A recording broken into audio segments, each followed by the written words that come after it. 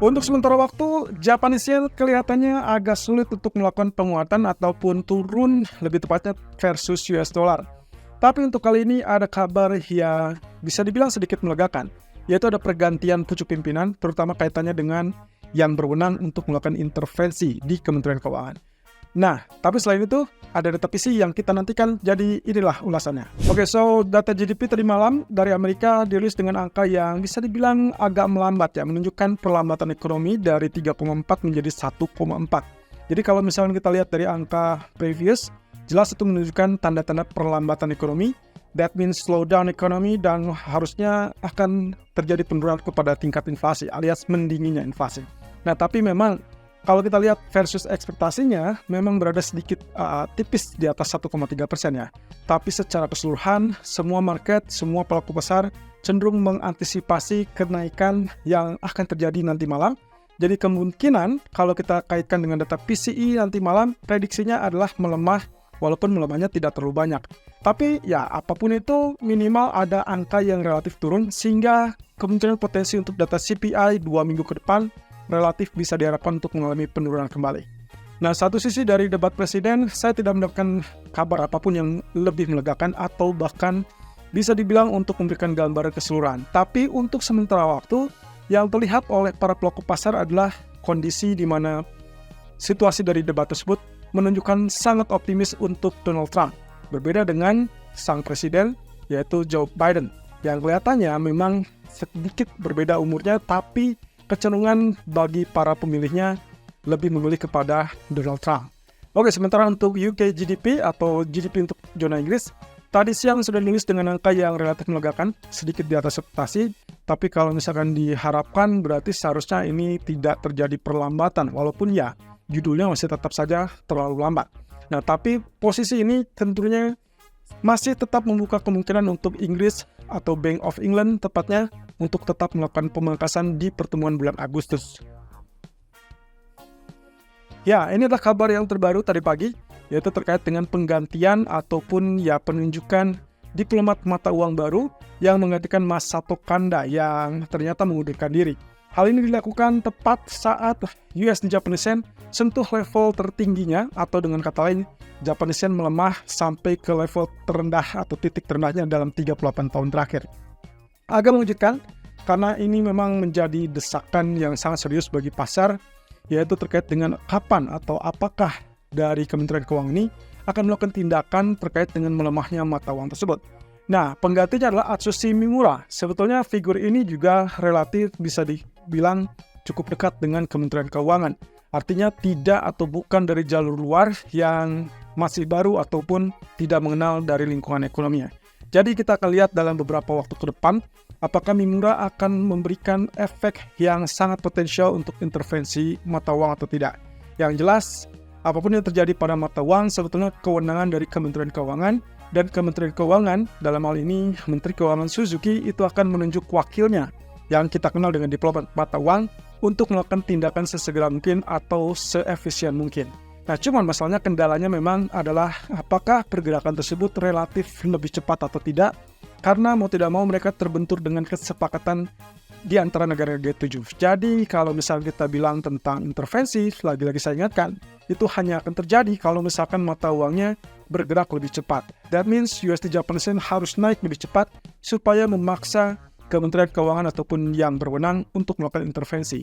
Dan saya meyakini bahwa sebetulnya kalau kita lihat dalam 2 hari terakhir, dengan statement-statement yang disampaikan oleh Menteri Suzuki ataupun bahkan Kanda, mereka cenderung mengantisipasi ataupun memantau pergerakan yang tidak diperlukan atau yang dicurigai sebagai tindakan spekulan. Jadi sebetulnya di sini semakin tinggi dengan level yang juga relatif lebih tinggi dari periode April 2024, kelihatannya mereka sudah menyiagakan ataupun menyuruh BOJ untuk standby di pasar keuangan. So hati-hati, kita belum tahu tindakannya kapan dan juga seberapa besar dananya yang akan disiapkan ini, karena kalau kita merujuk kepada bulan April yang lalu, memang mereka melakukan di akhir bulan, dan kemudian laporan akhir bulan pun mencantumkan terkait dengan kebijakan intervensi tersebut. So, apakah itu akan mengulang? Ya, bisa saja, karena ini adalah hari terakhir di akhir kuartal pertama, bagi pasar keuangan. Jadi kita akan lihat sampai nanti malam apakah akan terjadi kejutan tersebut apa tidak. Karena nanti malam juga kita akan menghadapi data ekonomi yang sangat penting dari Amerika. Oke, sementara untuk akhir pekan dan juga sekaligus untuk minggu depan teman-teman. Ini adalah kebijakan ataupun ya kita bicara tentang event politik yang ada di Inggris ataupun di Prancis. Jadi kemarin kita sudah sempat sampaikan bahwa sampai tanggal 30 Juni dan juga tanggal 7 Juli itu akan ada pemilihan cepat dan itu adalah untuk Prancis. Putaran pertama di 30 Juni dan putaran kedua adalah 7 Juli. Jadi tolong perhatikan bahwa sisi politik yang masih tidak menentu membuat tekanan terhadap mata uang euro kelihatannya masih tetap mendominasi hingga minggu depan. Jadi saya rasa yang menjadi penyelamat kalau misalkan data nanti malam, data PCE Amerika kecenderungannya menekan US dollar, sehingga euro bisa diharapkan ada rebound. Tapi hati-hati, secara fundamentalnya masih belum atau masih diliputi oleh ketidakpastian dari sisi politik di Prancis, yang dikhawatirkan akan merembet ke zona Eropa. Nah, sementara di Inggris, juga pemilu cepat itu akan dilakukan kurang lebih di tanggal 4 Juli. Jadi minggu depan juga seharusnya ini akan menjadi faktor tekanan ya. Apalagi untuk saat ini, kelihatannya partai buruh sedang mendominasi dan secara polling menunjukkan bahwa partai konservatif, partainya Mr. Sunak, ternyata sekarang sedang tersiap-siap. Harusnya kita akan mendapatkan kabar bagus kalau misalkan partai pemerintah atau partai pengusung pemerintah ini akan cenderung unggul. Tapi ternyata justru market cenderung antusias kalau ternyata partai buruhlah yang unggul.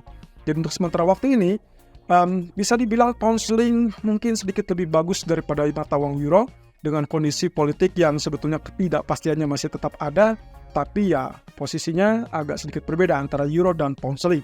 Pound sterling sedikit unggul, berarti dia masih ada kecenderungan untuk naik, apalagi data terkait dengan GDP tadi siang kecenderungannya relatif lebih baik. Nah, sementara untuk euro, kelihatannya kita masih akan cukup berat untuk melihat euro mengalami kenaikan lebih lanjut. Nah, sementara itu kabar bagusnya adalah saya sudah mendapatkan agenda yang paling resmi dari China. Ini kaitannya 2 atau 3 minggu lalu ya, kalau tidak salah. Saya sempat mengatakan hati-hati di bulan Juli akan ada agenda pertemuan rapat pleno yang juga sebetulnya dikenal dengan pertemuan para pemimpin tinggi Partai Komunis China. Nah, ternyata agendanya adalah tanggal 15 sampai 18 Juli. Itu berarti persis dengan apa yang kita sempat sampaikan dulu ya. Bahwasannya agendanya biasanya di minggu kedua bulan Juli. Jadi kalau misalkan kita lihat ini, masih ada waktu sekitar 2 atau 3 minggu ke depan untuk memperhatikan apa saja yang sudah dipersiapkan oleh para petinggi negeri tersebut. Ini kaitannya dengan reformasi ekonomi, dan kelihatannya mereka masih tetap akan berusaha untuk mendukung pertumbuhan ekonomi yang juga dinilai sebagai tertinggal dari negara-negara lainnya. Nah, ini berarti berlaku juga untuk kebijakan moneter dari PBOC atau People Bank of China, Bank Sentralnya China. Kemungkinan kita sih masih tunggu apakah mereka akan melakukan pemangkasan RRR, Reserve Requirement Ratio, lalu kemudian juga dilanjutkan nantinya akan ada penyesuaian di LPR 5 tahun atau mungkin 1 tahun. Tapi jangan lupa juga bahwa akan adjustment juga sebelumnya dari MLF, Medium Term Lending Facility. Nah, biasanya kalau Reserve Requirement Ratio tersebut dipangkas, maka baru mereka akan menyesuaikan dengan baik itu MLF ataupun LPR. Tidak akan terbalik, misalkan MLF dulu atau LPR dulu baru RRR. Nah, ini berkaca kepada status yang pernah terjadi di bulan Februari yang lalu. Jadi tunggu saja, kurang lebih tanggal 15 ataupun tanggal 20 Juli, agenda biasa PBOC mengumumkan kebijakan suku bunga, tapi RRR biasanya akan ya mungkin diperkirakan antara Juli ataupun Agustus baru akan dipangkas. Ini menurut beberapa sumber ataupun rumor dari beberapa media massa. Nah, satu sisi teman-teman, inilah ekspektasi dari pasar keuangan terkait dengan pertemuan Bank Sentral mendatang. Ini kaitannya dengan bulan Juli dan Agustus. Oke, seperti lihat dalam tabel, Fed diperkirakan akan mempertahankan suku bunga, dan itu berarti persis dengan apa yang kita bahas selama ini, bahwa mereka tidak akan menaikkan sampai at least September. Setidaknya itu yang dipandang ataupun diperkirakan oleh Goldman Sachs kemarin, bahwa kemungkinan pemangkasan awal atau pertama itu baru akan terjadi di bulan September. Nah, satu sisi, kalau kita perhatikan nanti di pertemuan Juli, kelihatannya tetap saja fungsi dari data ekonomi itulah yang akan memberikan gambaran apakah Fed akan berubah atau bergeser kebijakannya apa tidak. Lagi-lagi teman-teman, saya cuma ingatkan bahwa Juli kemungkinan unchanged, berarti yang akan diperhatikan adalah pernyataan dari para pejabat Fed atau dalam ini adalah Ketua Fed Jerome Powell. Nah, satu sisi, dari BOJ, Bank of Japan, itu diharapkan justru mulai menaikkan suku bunga sebesar 10 basis point. So, ini harusnya menjadi satu tanda penting untuk mata uang USD Japanese Yen terutama yang mengharapkan penurunan tapi intervensi tidak kunjung tiba. Jadi satu-satunya cara, mereka harus merubah kebijakan moneternya supaya katakanlah penguatan dari mata uang yen ini relatif stabil, bukan hanya bersifat sementara gara-gara cuma diintervensi saja. Nah, ECB kemungkinan yang terdekat itu di tanggal 18 Juli diperkirakan juga unchanged alias bertahan. BOC juga diperkirakan bertahan. Dan ini dia, SNB ternyata diperkirakan akan melakukan pemangkasan kembali. Jadi kalau misalkan betul terjadi di bulan Agustus ada pemangkasan dari SNB, Swiss National Bank, berarti itu adalah ketiga kalinya di tahun ini, teman-teman. Nah, itu berarti akan mendesak kembali bank-bank sentral lain juga untuk mulai mempertimbangkan. Satu sisi, Bank of England kemungkinan juga akan diperkirakan memangkasnya baru di bulan Agustus. Dan itulah yang pertama kalinya. Jadi kita tinggal lihat saja apakah posisi ini akan menguntungkan apa tidak bagi pasar keuangan ataupun pasar saham. Oke, economic data untuk hari ini saya fokus langsung ke nanti malam dengan data consumer ataupun ya, ini core PCE ya yang paling penting. Core PCE yang juga diperkirakan akan mengalami penurunan dari 2,8 menjadi 2,6. Saya rasa itu cukup ya, kalau misalkan kita lihat pantauan yang bulan lalu, dari 2,9 menuju 2,8 atau lebih tepatnya dari 3,0 menjadi 2,8, itu jauh lebih bagus, ada tanda-tanda pendinginan inflasi. Tapi yang juga harus saya ingatkan kembali adalah terkait dengan data basis bulanannya. Ada angka yang cukup mencolok di situ. Untuk core PCE dengan harapan 0,2 menjadi 0,1, tapi PCE inti bulanan itu diharapkan dari 0,3 menjadi 0%. Saya rasa ini menjadi kabar yang cukup bagus atau malah sangat-sangat bagus kalau misalkan terjadi sampai ke 0,0%. Nah, ini berarti secara bertahap proses pendinginan nantinya akan diharapkan muncul juga dengan data CPI yang mungkin bisa turun juga setelah sebelumnya berada 3,3% tentunya. Jadi kalau misalkan kita lihat angka yang diharapkan dari para pelaku pasar ini, angkanya secara spesifik menunjukkan tanda-tanda pendinginan. Of course, ini ada banyak tanda-tanda pelonggaran di sektor tenaga kerja dan juga terkait dengan permintaan konsumen, terutama untuk basis ataupun sektor perumahan. Karena kita ketahui, perumahan cenderung turun gara-gara suku bunga yang terlampau tinggi. Nah, ini berarti otomatis kalau kita gambarkan sebagai berikut, kalau data GDP tadi malam ternyata relatif menggambarkan adanya perlambatan ekonomi, that means economic slowdown, dan berarti kalau misalkan itu memberikan tanda-tanda juga ada pendinginan inflasi ataupun pendinginan permintaan, berarti data inflasi PCE nanti malam, ya bolehlah kita berharap itu akan terjadi pendinginan pula atau penurunan. Nah, kalau begitu, kalau dua data ini dikompil ataupun dikombinasikan, maka kemungkinan kita bisa mengharapkan data CPI mendatang akan terlihat sebagai angka yang relatif lebih rendah. That means disinflation atau proses disinflasi berlanjut dan itulah yang sangat dinantikan oleh para pelaku pasar dan juga termasuk para pejabat Fed. Dan saya teringat dengan pernyataan Bostic tadi malam. Dia memberikan gambaran bahwa kemungkinan bulan ataupun tahun 2024 hanya ada satu kali pemangkasan, tapi itu adalah tanda-tanda sebagai awal siklus pemangkasan. That means tidak berakhir dengan hanya satu kali pemangkasan saja, melainkan akan dilanjutkan dengan pemangkasan lanjutan, dan itu diperkirakan 4 kali sebanyak 4 kali di 2025.